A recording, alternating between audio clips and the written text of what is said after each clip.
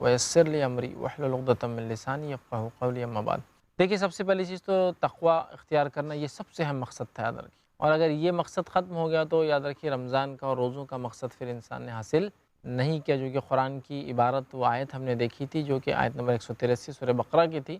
لعلکم تتقون، تاکہ تم اللہ کا ڈر پاس و لحاظ اختیار کرو۔ تو لہٰذا اگر کوئی شخص رمضان منا لے، پورا رمضان جو ہے عبادت کرے اللہ تعالیٰ کی، لیکن اس کو رمضان کے روزے رکھنے کے بعد بھی تقوی اختیار نہ ہو، رمضان کی پوری 5 وقتہ نمازیں پڑھنے کے بعد بھی وہ رمضان کے بعد نمازی نہ بن پائے، رمضان کے اندر اپنے چہروں کو تبدیل کرنے کے بعد بھی رمضان کے بعد ان چہروں کو مینٹین نہ کر پائے، رمضان کے اندر پردہ کرنے والی عورتیں بعد رمضان اگر پردہ نہ کر پائے، رمضان کے اندر صدقہ دینے والے بعد رمضان صدقے سے رک جائے، رمضان کے اندر قرآن پڑھنے والے بعد رمضان قرآن نہ پڑھ سکے، رمضان میں کثرت سے ذکر و اذکار کرنے والے بعد رمضان ذکر نہ کر سکے، رمضان میں قیام اللیل کے بعد عام نماز بھی نہ پڑھ سکے، تو اس کا مطلب اس شخص نے رمضان کا کوئی فائدہ نہیں اٹھایا، تقوی اس میں نہیں آیا، اور تقوی اگر نہیں آیا تو اس کا مطلب رمضان کے جو روزے تھے اس کا مقصد ختم ہو گیا، اور جب کسی چیز کا مقصد ختم ہو جاتا تو میں سمجھتا ہوں ہم سب جانتے ہوئے عبادت بیکار ہو جاتی۔ تو لہٰذا اللہ کا ڈر ضروری ہے، جیسے کہ ایک ڈرائیونگ اسکول میں آپ جاتے ہیں، سیکھ کر نکلتے ہیں تو ایک پرفیکٹ ڈرائیور بنتے ہیں، اسی طرح اگر رمضان کے 30 روزے ہم نے رکھے اور 150 نمازیں تقریباً جو ہوتی ہے، مطلب روز 5 نمازوں کے اعتبار سے کی، قیام اللیل کیا، تلاوت قرآن کی، لیکن اس کا اثر 29ویں یا 31ویں دن نظر نہ آئے، عید کا دن جس کو کہتے ہیں اس کی رات، تو اس کا مطلب پھر رمضان میں تقوی اختیار نہیں کیا۔ تو ہمیں رمضان کا حقیقی فائدہ اٹھانے کی ضرورت ہے، رسمی نہیں، بلکہ رسمی تو ہو ہی رہا ہے، ہر سال رمضان آ رہے وہی زندگی گزر رہی، زندگی میں چینج آئے، تبدیلی آئے، کچھ برائیاں زندگی سے ہمیشہ کے لیے نکل جائیں، کچھ اچھائیاں زندگی میں ہمیشہ کے لیے آ جائے، اس کا مطلب پھر ہم نے تقوی اختیار کیا اور رمضان کا حقیقی فائدہ ہم نے اٹھایا۔ جی جزاکم اللہ خیر۔ فیض صاحب میں چاہتا ہوں کہ تقویٰ کی ایک مثال آپ حدیث کریمہ سے پیش کریں۔ دیکھیے تقوی کے تعلق سے نبی اکرم صلی اللہ علیہ وسلم نے فرمایا التقوی ہاں ہونا، التقوی ہاں ہونا، التقوی ہاں ہونا، دل کی طرف اشارہ کر تقوی یہاں ہوتا ہے، تقوی دل کی کیفیت یاد رکھیے۔ اس کے تعلق سے ایک روایت اس طرح آتی ہے کہ ایک مرتبہ عمر ابن خطاب رضی اللہ عنہ نے جو ہے حضرت کعب سے پوچھا، اے کعب تقوی کیا ہے تم بتاؤں گے؟ تو کعب رضی اللہ عنہ نے کہا، اے عمر ابن خطاب کیا تم ایسی جگہ سے گزرے ہو جہاں راستہ چھوٹا اور کانٹے دار جھاڑیاں ہوں، تو تم کیا کرتے ہو؟ تو کہا میں اپنے لباس کو سمیٹتے ہوئے نکل جاتا ہوں۔ تو کہا یہی تقوی ہے کہ زندگی انسان گزار لے دنیا سے اپنے آپ کو بچاتے ہوئے نکل جائے، یہ تقوی ہے، سمجھ رہے آپ؟ تو تقوی یہی ہے کہ انسان دل کی کیفیت، دل کی دنیا، میں نے اس لیے کہا دل کی دنیا بدل جانا چاہیے، اور یہی تقوی ہے، دل سے چونکہ اس کا تعلق ہے، اور انسان دنیا سے ایسے گزرے کہ اس میں نہ الجھتے ہوئے نہ پھنستے ہوئے آگے بڑھ جائے، یہی تقوی یاد رکھیے۔ جی جزاکم اللہ خیر۔ فیض صاحب رمضان میں کرنے والے اعمال کون کون سے ہیں؟ دیکھیے اب تک تو بہت سارے عمل ماشاءاللہ ہم دیکھ چکے ہیں، بہت ساری لیکن پھر چیزیں بھی آپ ہم نے بتائی۔ ایک جس کو ہم کہیں گے بریف جیسا میں آپ کے سامنے رکھتا ہوں کہ رمضان میں کیا کیا اعمال ہے، یا کرنے والے جو اعمال ہیں وہ کیا کیا ہو سکتے ہیں، وہ چند باتیں انشاءاللہ عزیز میں آپ کے سامنے رکھتا ہوں کہ وہ کون سے اعمال ہیں جو رمضان میں انسان خاص طور سے کرتا ہے یا کرنا چاہیے، جس میں سے بہت ساری باتیں تو الحمدللہ میں نے آپ کے سامنے رکھ بھی دی ہیں۔ بالکل۔ آئیے ایک سرسری طور سے،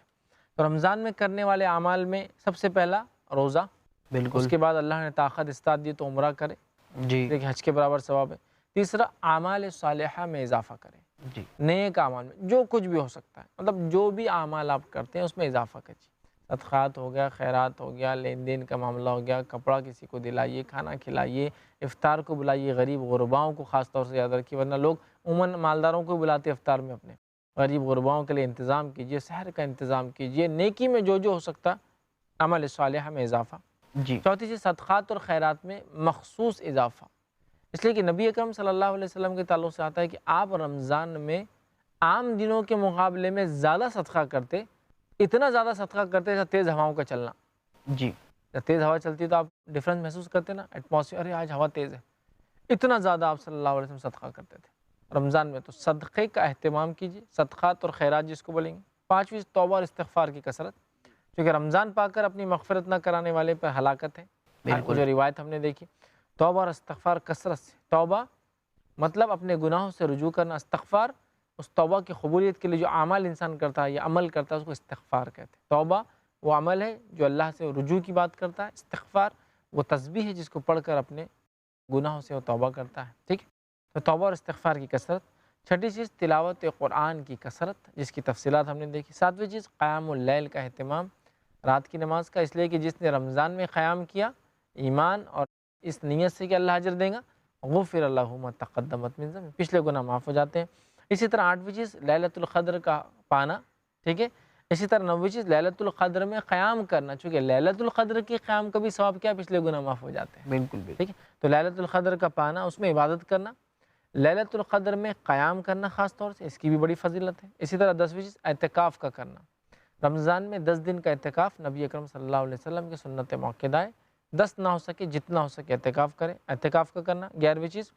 یہ مغفرت کا مہینہ اپنے لیے بنا لینا، مطلب ایسے اعمال کرنا کہ اعمال کر کے اس مہینے کو اپنے لیے آخرت میں نجات کا ذریعہ بنا لینا، مغفرت کا مہینہ بنا لینا۔ 12ویں چیز تقوی اختیار کرنا، اس لیے کہ روزے کا مقصد تقوی ہے۔ 13ویں چیز جو ہے جہنم سے آزادی حاصل کرنا، یہ مہینہ جنت میں داخلے کا مہینہ ہے، جہنم سے آزادی کا مہینہ، تو لہٰذا جہنم سے آزادی پا لینا۔ 14ویں چیز جو 14 پوائنٹ ہے جنت کو حاصل کر لینا، جہنم سے آزادی خود بخود جنت میں جانے کا ذریعہ ہے۔ اسی طرح کثرت سے دعاؤں کا اہتمام کرنا، بہت زیادہ، عام دنوں میں تو کرتے ہی ہم، رمضان میں خاص طور سے۔ اسی طرح جو ہے 16ویں چیز جو ہے زکوٰۃ، اگر آپ رمضان میں دیتے ہیں تو، اگر آپ رمضان میں زکوٰۃ دینے کا معمول ہے آپ کا، تو پھر رمضان میں زکوٰۃ کا نکالنا، اور عموماً دیکھا جاتا ہے کہ لوگ رمضان میں ہی زکوٰۃ نکالتے ہیں، اسی لیے زکوٰۃ کا مہینہ ہی بولتے کچھ لوگ اس کو، لیکن زکوٰۃ چاند کے اعتبار سے 1 سال گزر جاتا ہے جب دینا ہے، پھر وہ رمضان ہو غیر رمضان ہو، لیکن عموماً لوگ رمضان کے حساب سیٹنگ کر لیتے ہیں، تو رمضان میں زکوٰۃ دینا۔ اسی طرح جو ہے فطرے کا ادا کرنا، ٹھیک ہے، فطرہ، اسی وجہ سے وہ عید جو رمضان کے بعد آتی ہے اسے عید الفطر کہا جاتا ہے، کہ فطرے کا ادا کرنا۔ تو یہ چند کام تھے، میں سمجھتا ہوں 16-17 کام ہم نے دیکھے جو رمضان میں مخصوص طور سے زائد کرنا ہے، جو عمومی اعتبار سے بھی ہمیں کرنا ہے، عام دنوں میں بھی کرنا ہے یہ ساری چیزیں، لیکن خصوصی